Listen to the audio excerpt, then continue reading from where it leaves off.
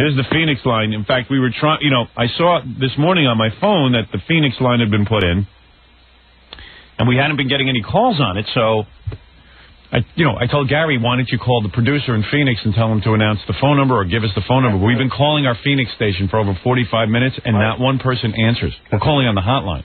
Hi, you're on the air. Hi, Howard. Hey. How's it going, man? I know you hear it all the time. Hey, I'm from New York originally, man. Oh, yeah. My name's Dan. Hey, I don't know, I called just to say... Well, obviously the callers... Nothing to the callers in Phoenix are no different than the callers here in New York. Nothing on his mind. Very good. Okay. There was our first call from Phoenix. So we keep calling the Phoenix radio station, trying to get in touch with them because we have a special hotline set up. So in case we have to ask them a question or something. That Phoenix station must really be a toilet bowl. It must be the pits. Yeah, I can't imagine what this is. They don't even answer the phone? And not only don't they answer the phone, like, I haven't received, like, any articles from them about, evidently there was a ton of press on the fact that we were coming into Phoenix. There was a bunch of TV shows and stuff, and we always tell them, send us all the video of the TV shows, send us all of the press, and we received nothing. We can't get through on their hotline. Now I know why they lose. Listen, radio stations that hire our show are loser stations.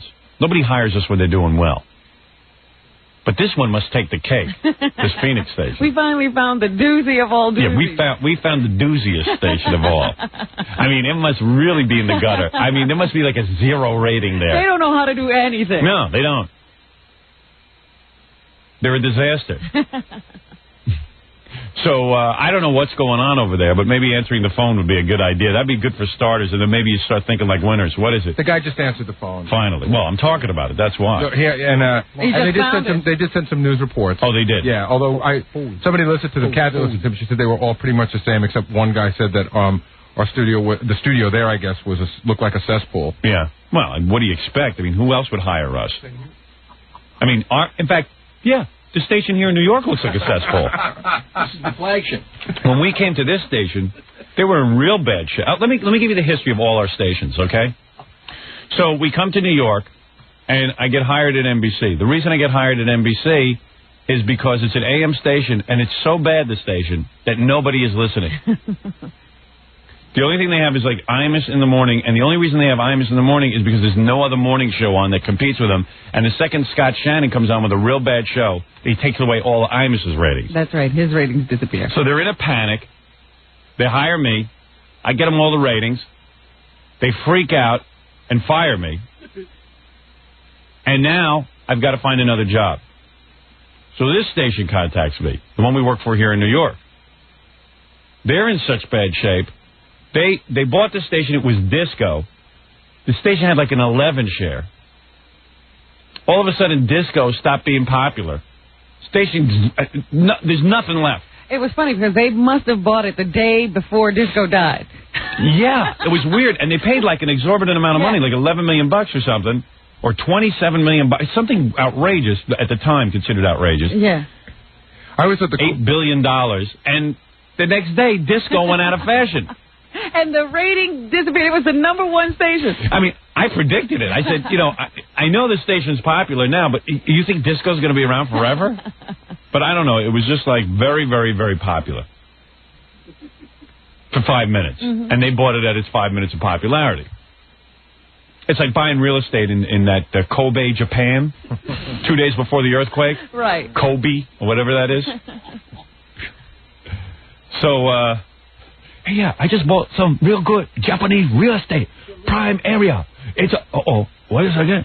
What the hell?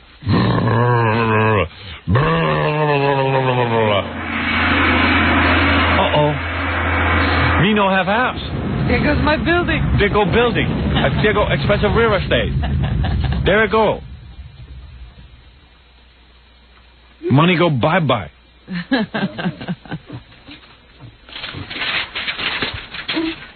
We've got some system here.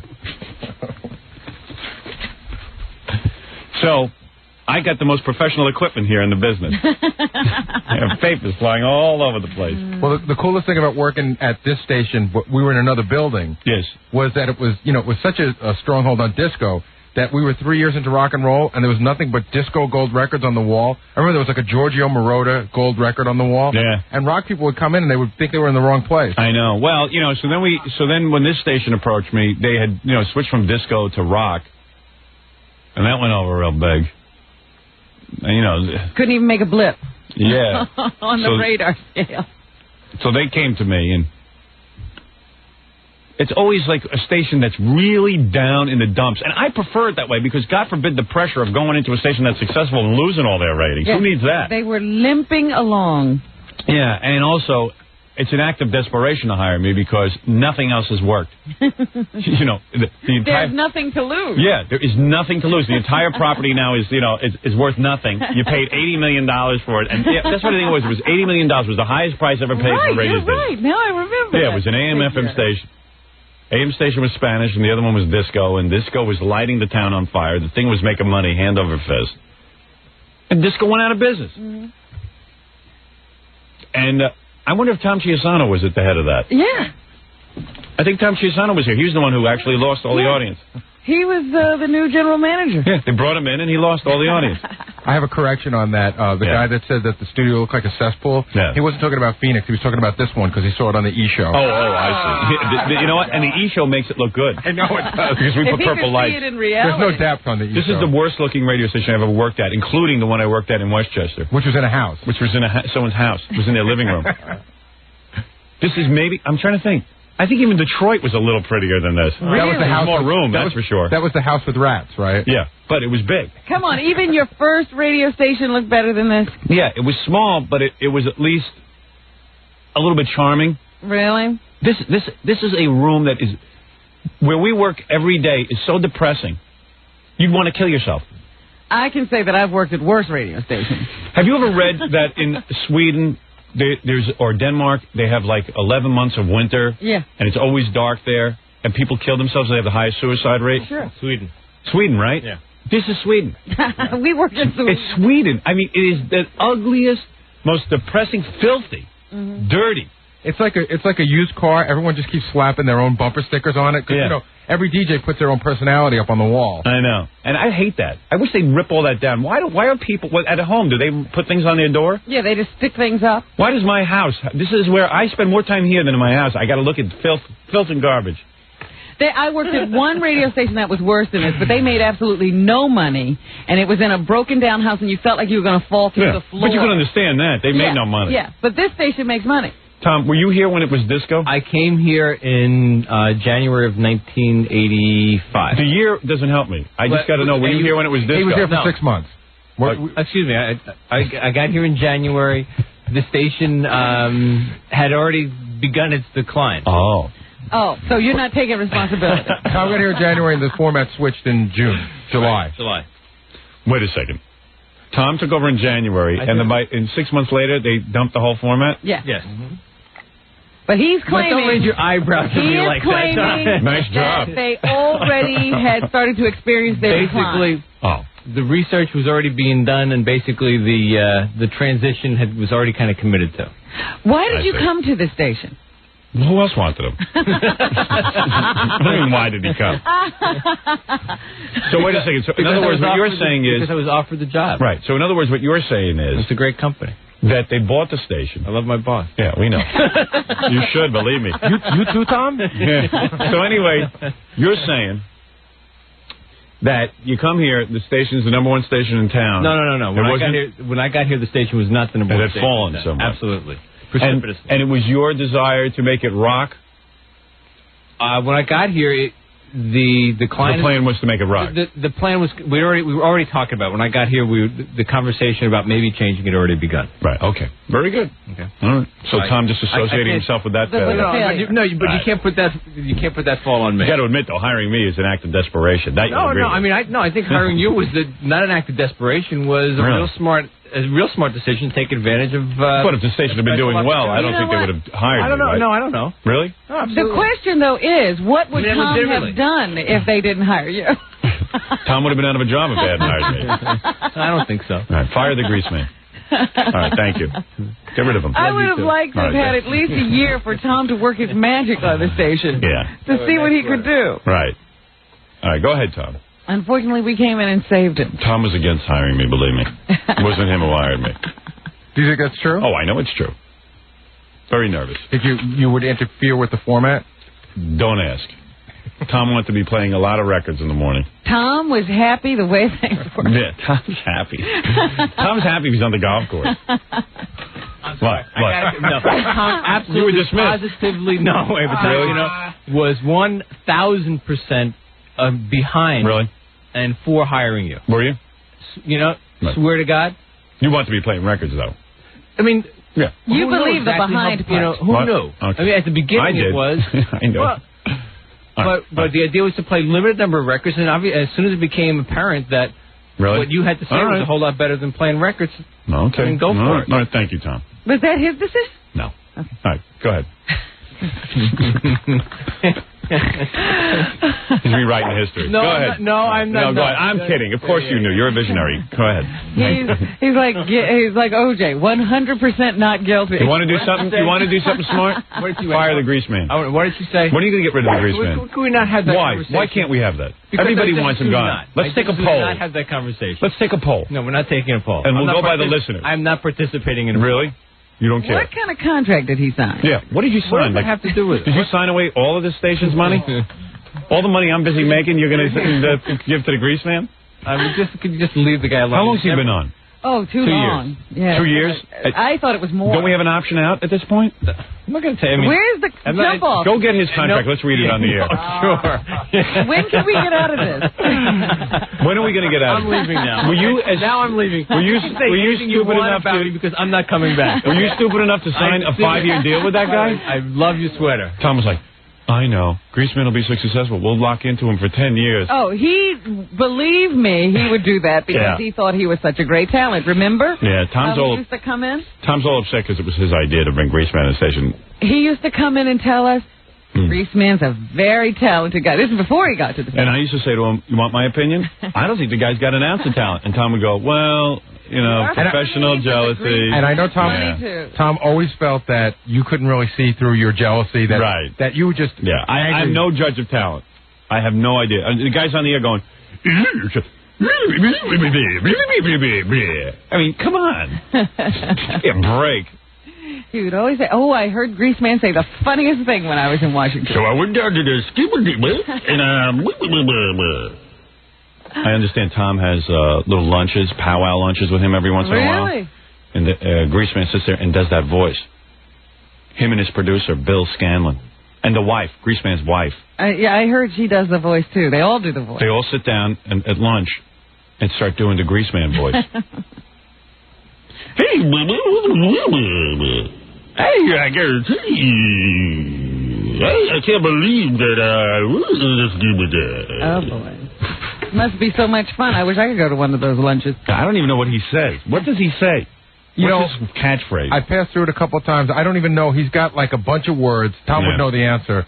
That all mean, sexual things, Yeah. I know that having one that I do remember is having an orgasm is I achieved a Shangri-La. I achieved a Shangri-La. I wouldn't even mind if the guy said I achieved a Shangri-La, but he says it like this.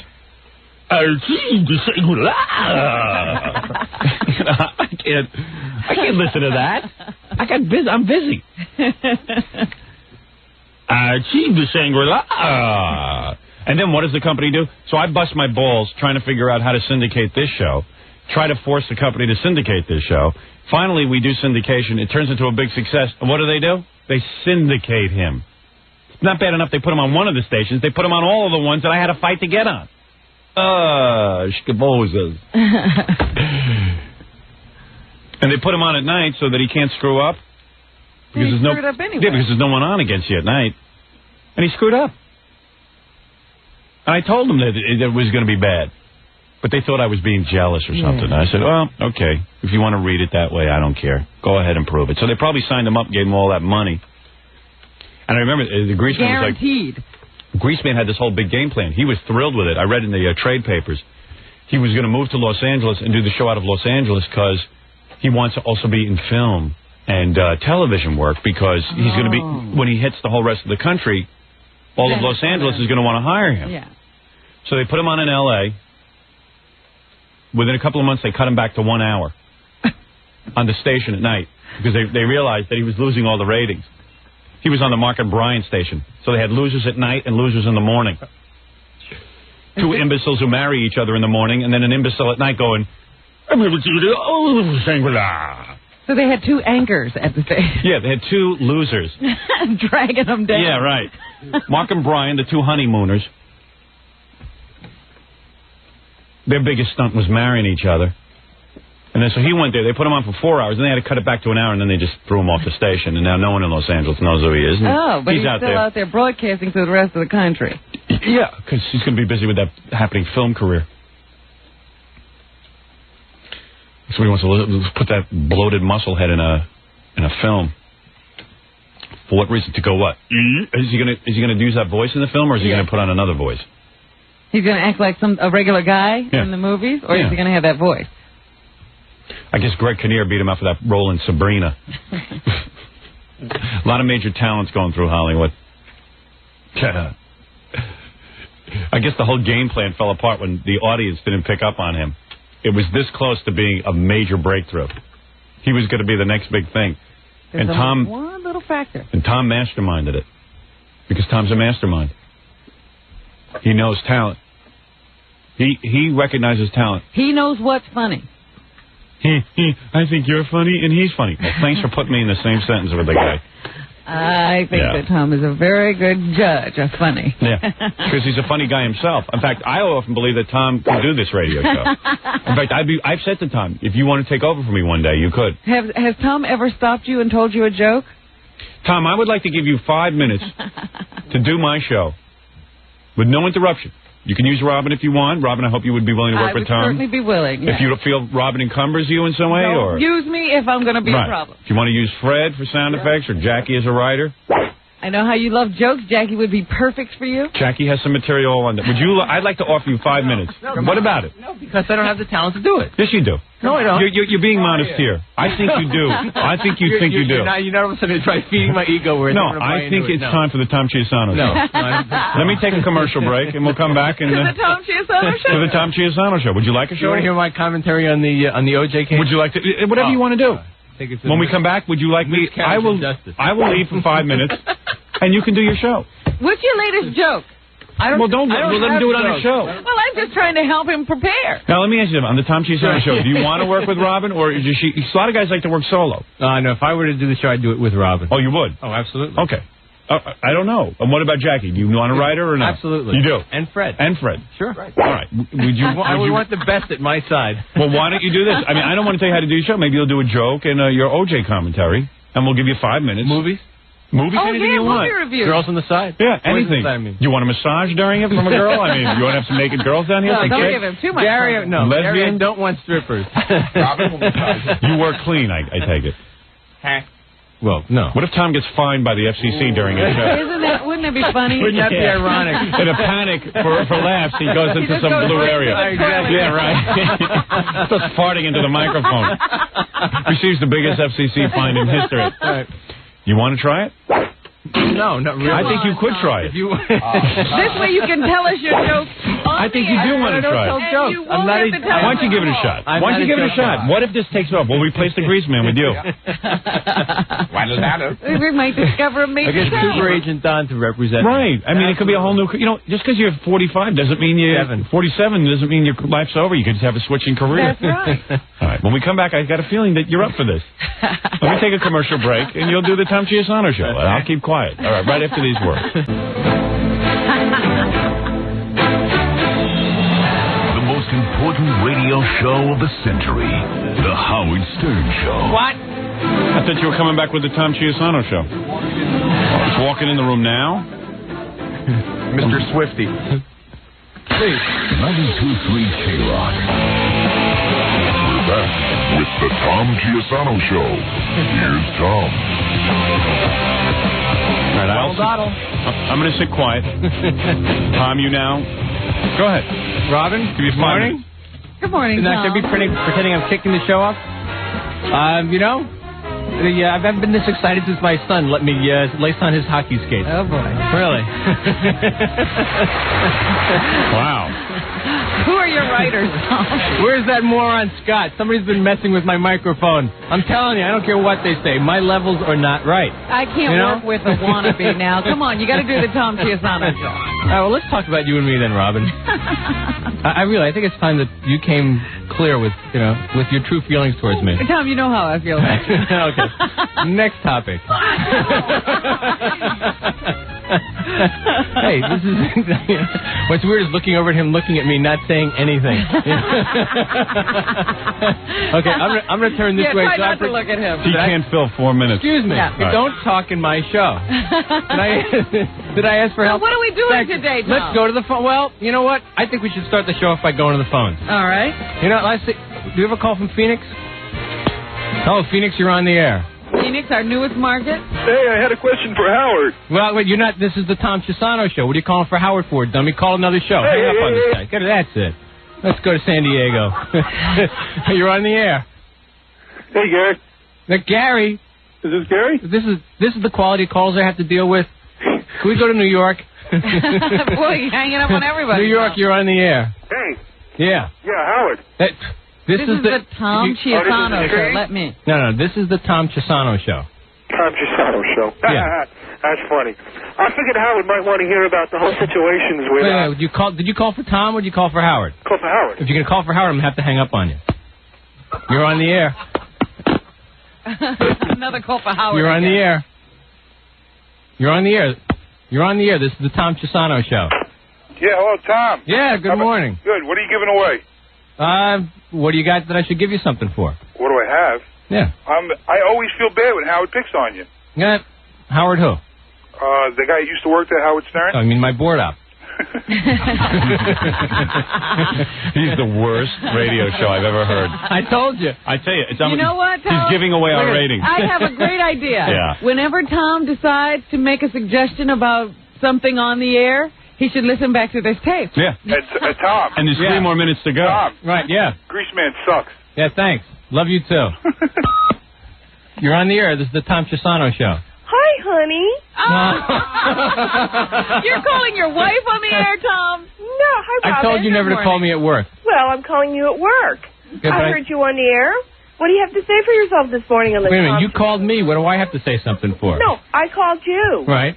So? That's what I just said. You called me. Well, it sounds like a better call than what you've had previously, honey. At least he wanted to talk to you. Well, I'll hang up so that you can get don't hang up. Listen. Well, I don't know if I want to talk to you. What do you mean? Well, I don't know. Why not? Well, I'm not sure. You talked to me last night. I was trying to go to sleep at 10 o'clock. Yeah. And you picked that time to want to talk to me. Well, it was an important topic. You want to talk about it here now? No, I don't think so. Now I'm interested. No. Robin, where's Howard? Would Howard go to the bathroom? Howard's running the board. Oh, is this the dump button? I'm keeping quiet while Tom does his 5 minutes. Tom's doing radio. Oh, hi, Howard. So far, I'm asleep in my chair. No, I won't say anything else. There's really sorry. nothing to do. All right, go ahead, Jess. Okay. Do you have anything to say, honey? No. Okay. How's Tim? He left for school this morning with all of his equipment. Oh, good. I know you don't want to talk about that. No. What equipment? He's taking up a new sport. What's that? Lacrosse. Oh. Tom's the only talk show host that doesn't want to talk about any of the topics his wife brings up. Because I know you don't want to talk about this, and I know you don't want to talk about that. I don't want to talk about that. It's a fascinating show. Right, exactly.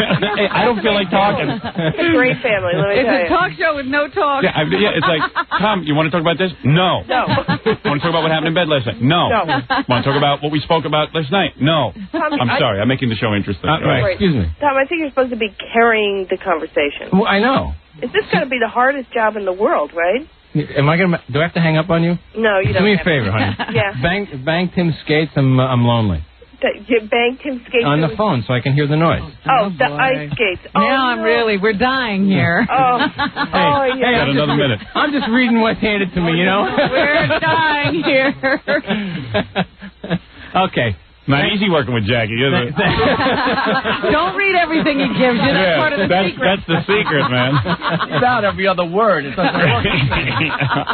Well, listen, I just thought I'd call in and see if... Try to save him. Try to see how he's doing as your first stint as a talk show host. It's really hard, isn't it? You know what? I think we should go to more phones to find out just how bad I really do suck at this. Oh, you really? Well, honey, I think you're just going to be wonderful. This is your big chance. All right, thank you. So go for it, and remember that we love you. Right, I love you too. Thanks for ruining it for me. And ruining it. I'll talk to you later. Tell you you're going to get a massage on the air. Get a massage. No. Gary, where's the naked girl? Well, your 5 minutes are up, Tom. I got to tell you, it was the worst radio I've ever heard. How hard was that, Tom? You want one? You're not done yet. I want reviews. Oh, I see. You're on the air. This is the Tom Chiusano Show. Wasn't this last 5 minutes great? Thank you. You're on the air. You're on the air. Hello, you're on the air. Yeah. Wasn't this great? Is this the golf line with Absolutely. Tom Chiusano? Need to know anything about tees? I know everything about golf. I've been waiting for you for months. Well, here it is.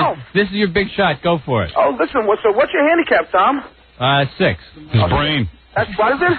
All right, Tom. You know what? I've had enough of your show. Jackie, write me a better line at 6. Yeah, Thank you. All right, thank you. Thank you. Tom, Okay, let me just say something. That was brilliant. Next time you tell me Grease Man's funny, I want you to remember that you don't know. You should walk around with this tape in the recorder. Yeah. You can just hit the button. You're the every funniest time. guy in America. That's right, and I've proven that. Thank you. All right, Tom. Nice job. This is my big shot. Yeah, that's right. You were terrific. That was the worst radio I've ever heard. Really. Worse than Imus. Seriously, worse than Imus. You make Imus sound professional. You're a little better than Imus. Oh. Right. How'd it go? Did you? Yeah. How'd it go? Andy's out there. Hallway Yenta. That was the longest 5 minutes. I know. I thought it would never end. No.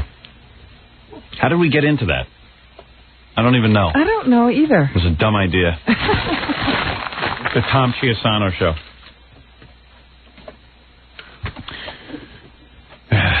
One day we got to do that for Jackie. He's waiting for his 5 minutes. Yeah. Yeah. Jackie, would you like 5 minutes to do the Jackie Martley Show? Absolutely not. Really? Oh, stop it, Jackie. Why don't you tell the truth? I don't. You don't really want to do the Jackie I just saw what happened to him. Oh, darn it. Yeah, but you're a professional. No, I'm not. We should have done it the other way around, giving Jackie his shot first. I'll do it after Robin does hers. I'm not trying to be the boss. That's right. Oh. Exactly. You've hit it right on the head. Again, you've seen it clearly. All right, very good. I like my role.